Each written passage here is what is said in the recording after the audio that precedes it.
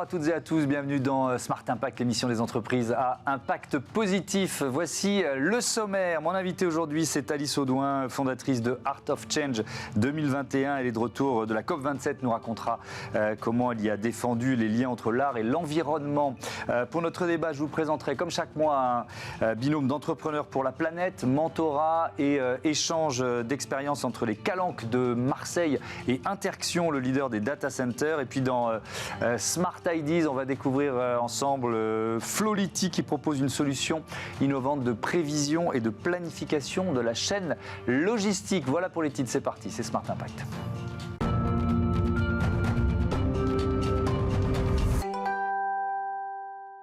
Bonjour Alice Audouin, bienvenue. Heureux de vous retrouver sur ce plateau. Vous êtes la présidente fondatrice d'Art of Change 21 et votre histoire, l'histoire de cette association, elle est liée à celle des COP, ces conférences mondiales de défense de l'environnement, d'engagement pris notamment par les États pour limiter les changements climatiques. D'ailleurs, si elle s'appelle 21, vous avez créé l'association en lien avec la COP 21, c'est ça? Art of Change était pris, oui. Donc il fallait que je rajoute quelque chose. Ok. Et on parle souvent dans le développement durable d'enjeux du 21e siècle. La COP 21 arrivée. On parle aussi d'agenda 21. Donc voilà, 21 s'est imposé. Pourquoi un grand raout comme ça, comme une COP climat, pourquoi l'art peut y jouer un rôle important pour vous ? Alors, ça a toujours été ma conviction, ouais. C'est pourquoi voilà, j'essaie d'amener des artistes, de programmer des grandes actions artistiques, créatives lors de chaque COP, à la fois à travers, par exemple, des installations, des expositions, mais aussi la mobilisation du public, de la société civile. Notamment cette année, on a mobilisé un projet participatif à destination du grand public qui s'appelle Maskbook et on a organisé des ateliers partout en Égypte et on a présenté à la COP, justement, ces portraits réalisés à partir d'un processus à la fois créatif et ce qu'on appelle d'upcycling. Pour moi, les artistes, ils font partie de la transition dans la mesure où ils vont à la fois identifier des nouveaux paradigmes, changer les représentations, pour certains identifier des solutions, et aussi ils vont contribuer à changer peut-être le rapport à la possession, à le faire ensemble, dans la mesure où ils proposent toujours des modalités de création nouvelles. Et en plus, cette année, il s'est quand même passé enfin quelque chose lié à la culture, c'est que vous aviez le fameux Art Culture Heritage Day, qui était le 11 novembre, qui a réuni énormément d'acteurs de la culture, mais aussi du patrimoine. Et je pense que la COP, justement, ce qui la caractérise, c'est de réunir non seulement les acteurs de l'art contemporain, mais aussi du patrimoine. Et là, on avait les personnes liées aux pyramides, de Jordanie, liées à Petra, etc., des sites qui, aujourd'hui, sont directement menacés. Et on se rend compte que la culture, au sens très large, est directement impactée, ne serait-ce que les sites qui vont être ensevelis, voilà, liés à la désertification par le sable ou menacés par la montée des eaux. On est à la fois, quand on est dans la culture, une force de changement, mais on est aussi les premières victimes des conséquences du réchauffement climatique lui-même. L'idée, c'est, alors il y a à la fois le fait que vous associez les citoyens, vous l'avez dit, la culture, ça peut être aussi un moyen de les attirer vers les questions d'environnement, de faire de la pédagogie et que ces questions-là passent un peu moins sur leur radar. Alors, ce qui est vraiment original dans mon association Art of Change 21, c'est qu'on a les deux niveaux. On va travailler avec des artistes contemporains, faire des actions qui sont très conformes au secteur de l'art. Mais on a aussi cette conviction, comme l'avait dit d'ailleurs un artiste allemand qui s'appelle Joseph Beuys, chaque homme est un artiste, que si on mobilise les talents créatifs de chacun, on peut les aider à se percevoir comme un acteur du changement. Et quand on fait nos ateliers avec tout un processus où à la fin ils sont pris en photo, où ils rejoignent notre galerie mondiale, notre œuvre mondiale, qui est aussi un acte d'engagement, eh bien on mesure sur le changement et ils disent tous, après cet atelier, oui, je fais partie de la solution. Donc on se rend compte qu'en fait, souvent, ce qui manque dans la mobilisation aussi des citoyens, c'est de savoir s'adresser à eux par rapport à un talent tout simple et qui peut être lié à l'utilisation toute simple de leurs mains. Vous conseillez, vous travaillez beaucoup avec des marques de luxe, avec des fondations. Le lien entre business, art et environnement, comment vous le faites ? Alors, je sépare, il y a une grande muraille entre mon activité associative et mon activité de conseil, auprès en effet beaucoup du secteur du luxe, en matière de développement durable, auprès des collectionneurs, et j'ai aussi une activité de commissaire d'exposition. Aujourd'hui, on voit que ce qu'on appelle le marché de l'art, et d'ailleurs je suis de plus en plus sollicitée sur ce champ entre guillemets commercial, repère un mouvement extrêmement fort dans la mesure où la nouvelle génération d'artistes porte ces enjeux de manière extrêmement prégnante et bouleverse totalement ce que peut être une œuvre d'art, parce que pour eux la pérennité finalement c'est pas très important, ils préfèrent co-créer avec le vivant, donc ils bousculent énormément de codes et surtout on comprend enfin que ce sont des artistes qui parlent de leur époque. Avant, on disait « Ah, c'est des artistes écolos, c'est la branche écolo de l'art ». On a enfin compris qu'en fait, c'est une génération qui appartient à son époque, qui adresse les enjeux de son époque. Et les enjeux de notre époque, c'est quoi ? C'est la crise écologique.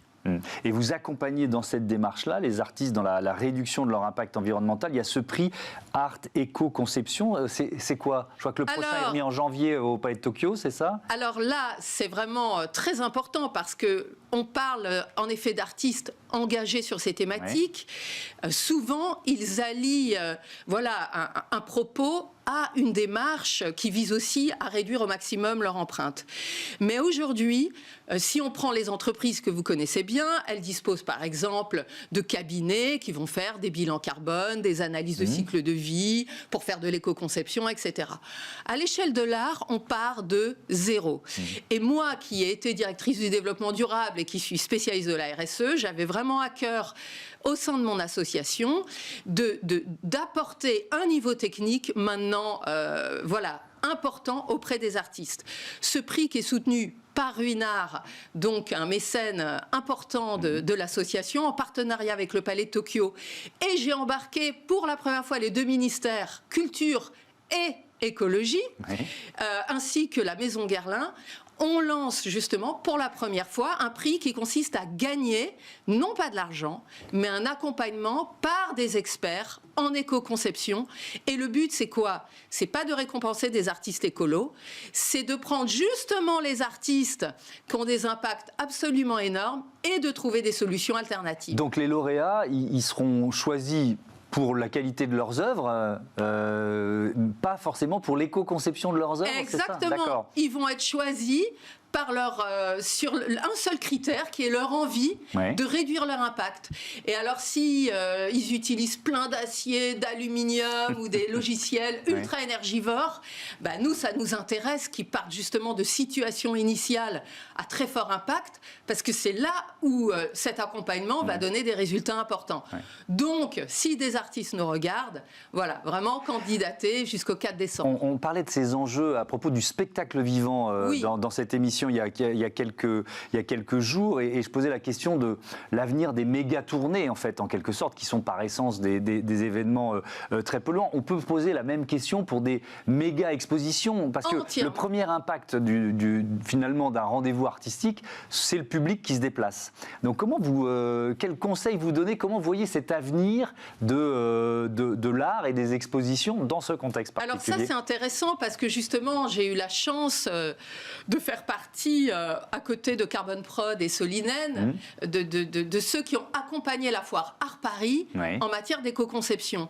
Art Paris versus Paris Plus, ex-FIAC, et ben justement, c'est une foire assez locale. Et on s'est rendu compte que justement, re-régionaliser un peu, avoir des visiteurs, entre guillemets, un peu plus, français, en tout cas moins internationaux, avait un impact. Donc, c'est très compliqué parce que dans la culture, il faut absolument souhaiter la circulation. Ça contribue à la démocratie, ça contribue aux idées. L'art est un vecteur d'émancipation qui doit circuler. Donc moi, je suis pour l'exception culturelle, mais je suis pour aussi vraiment un travail de réduction. Je pense qu'il y a énormément de déplacements qui peuvent être faits en train et qu'on peut rationaliser énormément de choses. Et là aussi, on n'aura pas le choix que de réduire. Tiens, il nous reste 1 minute. Il y a quand même une question que je dois vous poser. Avec ces activistes qu'on voit s'attaquer à des œuvres d'art dans plusieurs musées européens. Alors, ça questionne aussi notre traitement médiatique à nous. C'est-à-dire qu'on en parle beaucoup plus que des rapports du GIEC, peut-être. Mais comment vous appréhendez ça? Pourquoi ils s'attaquent à l'art? J'ai toujours défendu la désobéissance civile parce que je suis consciente de la gravité de la situation. Et je trouve intéressant qu'ils choisissent des musées comme étant les symboles de notre civilisation. Et je suis contente de l'impact médiatique que ça a, parce qu'on comprend qu'ils ont été efficaces dans le fait d'avoir touché quelque chose qui est, selon notre société, intouchable. Ils n'ont pas eu d'autre choix que de transgresser, que de faire quelque chose qui partiellement se retourne contre eux. Mais moi, je trouve plutôt sympa, même si d'autres me disent « Ah ben, ça va augmenter la sécurité des musées, ça va rendre les musées encore plus inatteignables ». Mais je trouve plutôt sympa que le musée devienne aussi un lieu de confrontation et de vie de la société civile. Merci beaucoup, merci Alice Audouin et à bientôt sur Bismart. C'est l'heure du débat de ce Smart Impact avec un nouveau binôme entrepreneur pour la planète.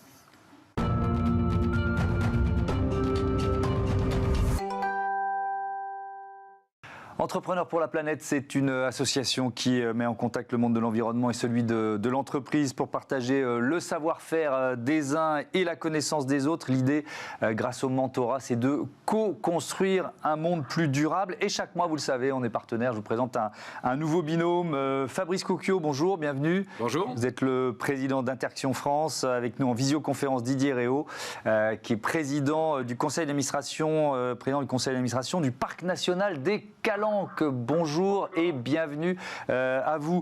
Fabrice Cocchio, je commence avec vous. Vous êtes donc le président d'Interaction France, mais aussi de Digital Realty. Alors c'est quoi? C'est une fusion qui crée ce nouveau binôme. Vous êtes quoi? Leader des data centers, c'est ça aujourd'hui? C'est ça. Interaction en France et en Europe était le leader des data centers dans lequel nous hébergeons les plateformes informatiques et télécoms de nos clients pour les aider à faire leur transformation digitale de façon responsable. On a fusionné il y a un peu plus de 2 ans avec le groupe américain Digital Realty. Désormais, la plus grande plateforme de data center, un peu plus de 300 data centers au monde, 32 en construction, un métier qui bouge beaucoup. Oui, et donc c'est le nom du nouveau groupe. L'électricité que vous consommez, parce que c'est un des enjeux majeurs quand on gère et qu'on construit des data centers, elle est 100% renouvelable. Vous en êtes où par rapport à un objectif comme celui-là? En Europe, on en est à 100% d'énergie renouvelable réinjectée dans les réseaux nationaux dans lesquels nous opérons. En France, 11 data centers en France, à Paris et Marseille, les 2 hubs principaux qui sont dans le top 10 mondial. Donc on a beaucoup de chance, nous, en France. Et effectivement, au-delà de cette énergie renouvelable, Interaction France, par exemple, était rentrée dans une démarche de neutralité carbone, puisque depuis 2020, nous avons déjà acquis le statut de contribution à la neutralité carbone sur le scope 1 et 2, les éléments de consommation et de transport direct d'énergie. Et c'était dans ce cadre-là que nous étions inscrits dans ce partenariat de bénévolat à travers le projet fantastique d'Entrepreneurs pour la planète. Oui, parce que je crois que ça fait 4 ans, c'est ça que... On fait partie des premiers. D'accord, que ce binôme existe. Didier Réau, avant de parler effectivement de ce binôme Entrepreneurs pour la planète, un mot du Parc national des Calanques, site magnifique, qui a cette particularité d'être dans Marseille ou à proximité d'une ville aussi vaste et peuplée que Marseille. Qu'est-ce que ça dit? Qu'est-ce que ça donne comme enjeu et comme difficulté, cette particularité? Alors cette particularité, elle a été voulue dès le départ, de créer un parc national sur les Calanques dans une métropole de 2 millions d'habitants. Vous voyez ici, là on est sur un cours d'eau qui se jette en Méditerranée et qui est en plein cœur de la ville. Et le parc est aussi en plein cœur de la ville. C'est le 3e parc au monde à être en cœur de ville avec Sydney et Cape Town. Il a 10 ans d'existence et il a réussi à s'insérer complètement dans la vie de la métropole et à être un enjeu de protection de la nature et de la biodiversité dans une métropole comme Marseille. Donc on a évidemment de gros enjeux de protection de la nature, mais aussi de bonne gestion de la fréquentation, puisque la deuxième mission d'un parc national, c'est d'accueillir le public et tous les publics dans de bonnes conditions. Alors on voit au moment où vous nous parlez des images sous-marines, on va parler de protection des Posidonies dans cette émission, mais je voudrais comprendre d'abord comment ce binôme s'est créé, Didier Réau. Donc c'était il y a 4 ans. Qu'est-ce que vous avez cherché avec cette idée d'entrepreneur pour la planète ? Cette idée, c'est que Fabrice est venu nous voir en disant voilà, il nous a dit ce qu'il vous a déjà indiqué tout à l'heure, c'était qu'il était dans une logique bas carbone et qu'il avait atteint finalement presque ses limites en interne et qu'il souhaitait pouvoir travailler avec le territoire pour en faire bénéficier. Et nous cherchions des solutions sur la protection de la nature et notamment sur l'herbier de Posidonie qui est un formidable capteur de carbone. Rappelons qu'il est 5 fois plus capteur qu'une forêt tropicale et 7 fois plus qu'une forêt tempérée. Donc on avait cet enjeu et grâce à Interxion et son savoir-faire dans le domaine du bas carbone, nous intégrons ce marché du carbone pour pouvoir aussi protéger la nature et la biodiversité. Alors, quel conseil vous avez donné, Fabrice Coqueau ? Quel rôle vous avez joué ? Alors, nous, on est très humbles. Le savoir, il était clairement au Parc national des Calanques. Ouais. L'idée que nous avons eue avec plusieurs de nos partenaires, Schneider d'un côté, EcoAct, désormais du groupe Atos, a été de dire, tiens, créons ensemble un projet de méthodologie labellisé bas carbone, parce qu'en fait, un des soucis qu'Interxion et le groupe Digital Realty avaient, c'est qu'on peut assez facilement trouver des programmes labellisés par l'ONU, notamment en Afrique, en Amazonie ou autre. Sur le sol français, presque pas. Alors, on avait justement le label bas carbone qui a été créé en 2019 par décret, clairement donnant une méthodologie. Mais là, il fallait qu'on inscrive notre projet, qui là était un projet inverse, puisque au lieu de contribuer à de l'additionnalité de puits de carbone, il s'agissait clairement de protéger un puits existant, mais qui souffre de destruction, que ce soit par l'hyperfréquentation, que ce soit par les activités nautiques et autres. Donc là, on a fait, nous, ce qu'entreprise, généralement, on peut des fois bien faire, c'est-à-dire gérer un projet, mobiliser les ressources et les énergies, garder un cadencement. En moins de 2 ans, on a pu déposer donc cette méthodologie. On est très content puisque le mois dernier, en octobre dernier, nous sommes sortis de l'enquête publique organisée par le ministère de la Transition écologique et solidaire. La labellisation va intervenir d'ici la fin de l'année et derrière, ça va donner les moyens justement au Parc national des Calanques de pouvoir vendre de la tonne carbone afin de protéger les herbiers de Posidonie. Ouais. Donc un système vertueux. Didier Réau, ce label bas carbone, sans Interxion, il aurait été plus difficile à obtenir. Qu'est-ce que ça vous a apporté ? Puisque là, à chaque fois, quand on reçoit des binômes d'entrepreneurs pour la planète dans cette émission, on essaye de voir comment les deux univers se nourrissent l'un l'autre. D'abord, ça nous a apporté une expérience, très clairement, et une capacité d'accéder à ce marché beaucoup plus rapidement. Et puis, mélanger, j'allais dire, l'entreprise et la nature, c'était un défi pour nous, un défi qui devait se révéler positif. Et la connaissance du marché carbone par Interxion et par ses associés a été, j'allais dire, accélérateur de solutions pour la nature et pour la Posidonie. Effectivement, nous avions besoin d'avoir des moyens financiers importants pour pouvoir maintenant engager des travaux sur des zones de mouillage à équipement léger.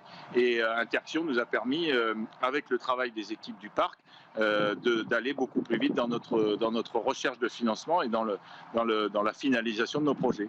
Alors c'est là, et je reste avec vous Didier Réau, qu'on rentre vraiment dans le cœur du projet. Ça veut dire quel type de financement ou quel montant et qu'est-ce que vous allez en faire précisément ? C'est à peu près 400 000 euros qui doivent être mis en œuvre sur ces chantiers-là. Et pour protéger la Posidonie, il faut permettre aux plaisanciers de mouiller ailleurs que sur la Posidonie, parce que lorsqu'ils relèvent leur ancre, généralement, ils l'arrachent. Alors certains sont très avertis et savent le faire, d'autres beaucoup moins. Et donc la solution, c'est de pouvoir installer des zones de mouillage à équipement léger, très faciles, que vous pouvez soit réserver sur une application et vous vous accrochez dessus, donc vous jetez plus d'encre. Et donc ça nécessite des investissements importants dans l'ensemble des sites à préserver, de La Ciotat jusqu'à Marseille. Donc il y aura 7 sites à terme qui seront équipés de cette façon-là, de façon à protéger la Posidonie, mais aussi permettre un accès plus facile aux plaisanciers sur des sites exceptionnels.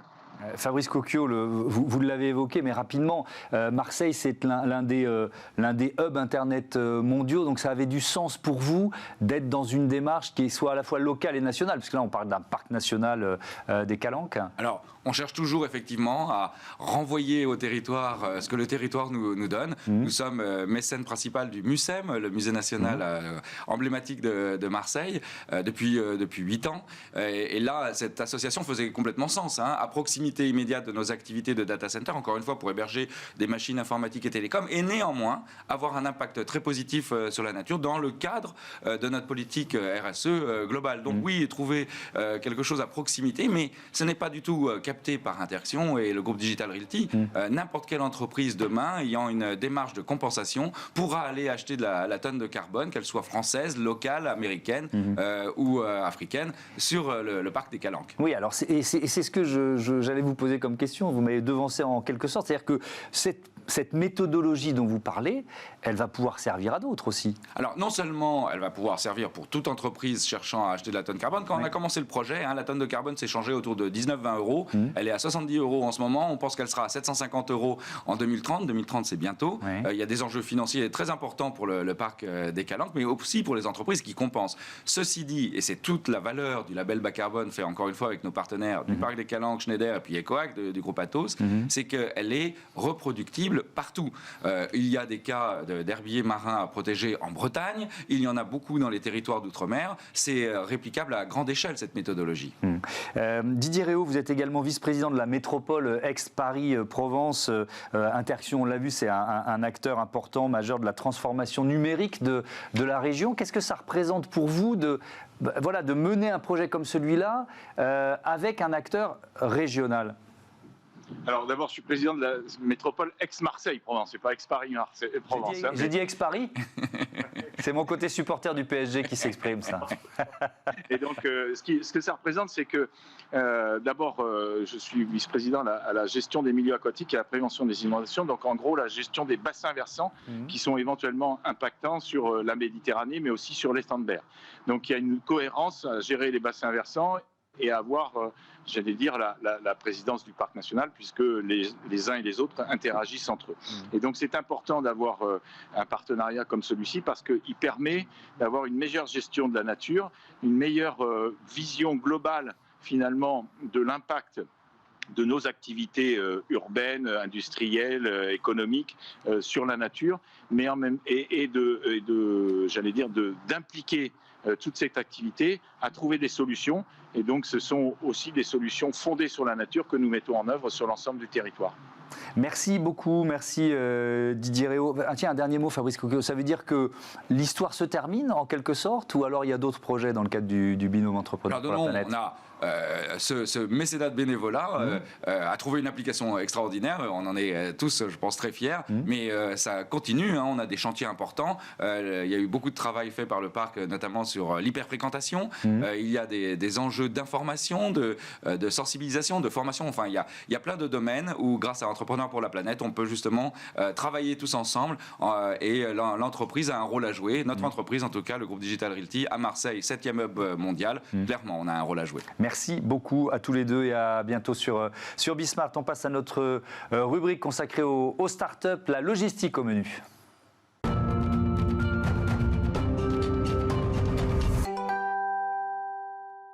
Smart Ideas et la bonne idée du jour, elle est signée Jean-Baptiste Clouard. Bonjour, bienvenue. Bonjour Thomas, merci. Vous avez créé Flowlity en 2019, janvier 2019, avec Karim Benchaboun. C'était quoi l'idée de départ? Racontez-moi. Au départ, ça part d'un constat. Chaque année, c'est 2000 milliards, à peu près quasiment le PIB de la France, qui est perdu en surstock ou en rupture. C'est les entreprises, elles ont soit trop de stock, et donc il y a du gâchis alimentaire, mais aussi des produits stockés qui servent à rien, qui vont être obsolètes, et aussi des ruptures, par exemple, qui peuvent être graves dans les médicaments ou dans d'autres secteurs. Ça, chaque année, c'est 2000 milliards. Et donc nous, on veut résoudre ce problème-là à travers du logiciel et à travers de l'intelligence artificielle, ce qu'on fait. Alors comment ça marche? Quelle est la place pour l'intelligence artificielle dans le processus? C'est quoi?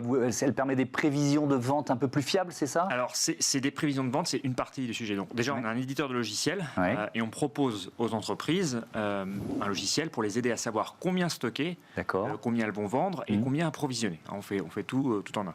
Effectivement, l'intelligence artificielle, ça nous aide à faire ça. Ça nous aide à sentir l'incertitude, la variabilité dans la demande et dans l'offre pour avoir le bon stock au bon endroit, au bon moment et vraiment en fait diminuer ces ruptures et ces surstocks. Mais c'est possible pour des produits qui se vendent, on va dire, à flux constant ou alors parce qu'il y a différents types d'achats, vous voyez ce que je veux dire?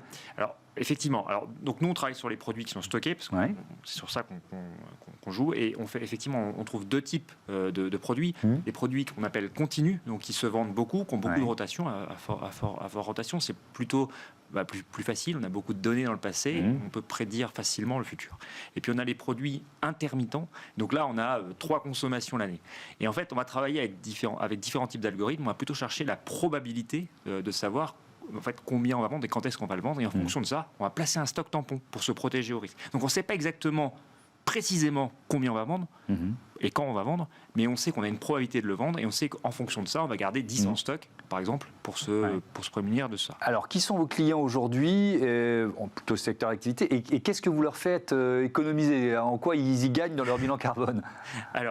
Alors déjà, donc on a la société maintenant, elle a 3 ans. On a bien fait grandir la société. On est une trentaine de personnes. On a une vingtaine de clients. On a pas mal de grosses entreprises, type Cartier, groupe LVMH, Saint-Gobain.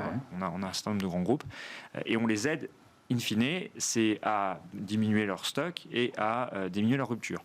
Alors ça dépend des cas d'usage, mais on est aux alentours de 10 à 50% au max en diminution de stock et à peu près équivalent en rupture aussi, et ça dépend aussi des cas d'usage. Mais en termes d'impact sur le PNL, c'est assez important, mais aussi en termes effectivement d'impact RSE. Du transport inutile économisé. On a aussi notamment du gâchis. On travaille aussi avec dans l'alimentaire, avec des groupes comme par exemple le Comptoir de la Bio, où forcément le gâchis alimentaire est diminué.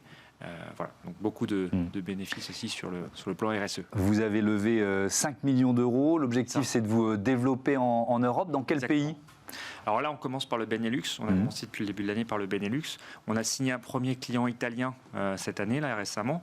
Donc c'est déjà des pays-là, donc vraiment Europe de l'Ouest, avant d'ouvrir d'autres marchés, même Europe du Sud ou Allemagne ou UK, un peu plus tard. Et puis j'ai vu ça, vous pourrez sans doute pas nous dire quoi, mais il y a de nouveaux produits en prévision qui sont liés aux crises qu'on vient de traverser ces 3 dernières années. Exactement. Donc on avait créé un premier produit très opérationnel. Donc c'était à destination des planificateurs. Et ça répond assez de façon opérationnelle à la question combien je dois commander, quand. Et on s'est dit qu'il fallait ajouter un deuxième produit un peu plus tactique à destination des décisionnaires, des directeurs supply chain, mais aussi CEO, CFO, pour les aider à faire face, à prendre les bonnes décisions face à la volatilité, la supply chain qui est constante. En fait, depuis 3-4 ans, on a une incertitude, une volatilité incroyable. Ça change tout le temps. Il y a des crises. Il y a eu le Panama, il y a eu la crise du canal de Suez. Il y a eu le Covid. Il y a eu maintenant la crise ukrainienne. Et tout ça, c'est constant, ça n'arrête jamais. Donc qu'est-ce qu'il faut ? Il faut aider les entreprises à être plus résilientes, plus réactives, plus agiles. Et ça, c'est l'objet du nouveau produit qui est plus à visée tactique, stratégique pour aider ces décisionnaires-là. Merci beaucoup Jean-Baptiste Clouard et bon vent à Flowlity. Voilà, c'est la fin de ce numéro de Smart Impact. Très rapidement, merci à Louise Perrin à la programmation, à la production, Kylian Soula à la réalisation et Louise Merlin au son. Salut.